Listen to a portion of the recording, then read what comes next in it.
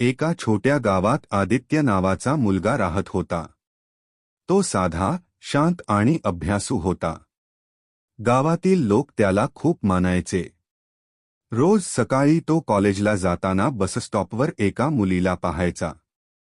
तिचं नाव होतं सायली. सायली खूप सुंदर होती, पण तिच्या चेहऱ्यावर नेहमी उदासी असायची. आदित्यला तिच्याशी बोलायची खूप इच्छा होती, पण त्याची हिंमत होत नव्हती. एक दिवस जोरदार पाऊस सुरू झाला. बस उशिरा येणार होती. सगळे लोक निघून गेले, पण सायली एकटीच थांबली होती.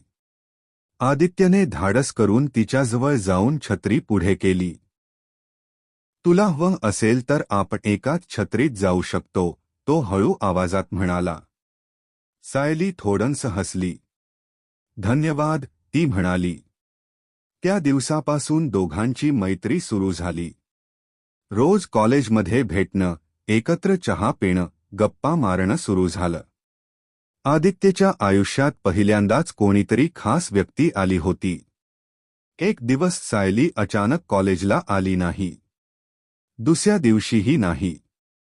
आदित्य खूप चिंतेत पडला. शेवटी त्याने तिच्या मैत्रिणीकडून पत्ता घेतला आणि तिच्या घरी गेला. सायली घराच्या अंगणात बसली होती. तिच्या डोळ्यात पाणी होतं. काय झालं? आदित्यने विचारलं.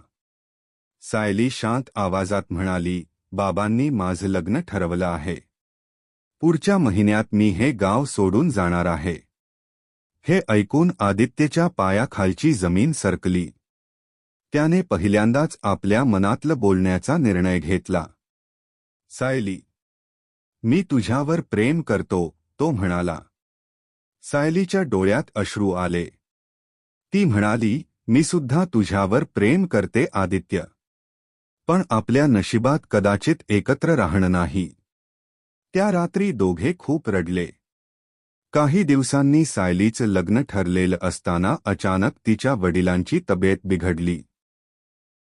गावातील लोकांनी आदित्यची मदत आणि त्याचं चांगुलपण पाहिलं होतं.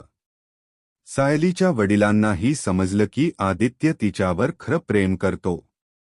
शेवटी त्यांनी सायलीचा हात आदित्यच्या हातात दिला.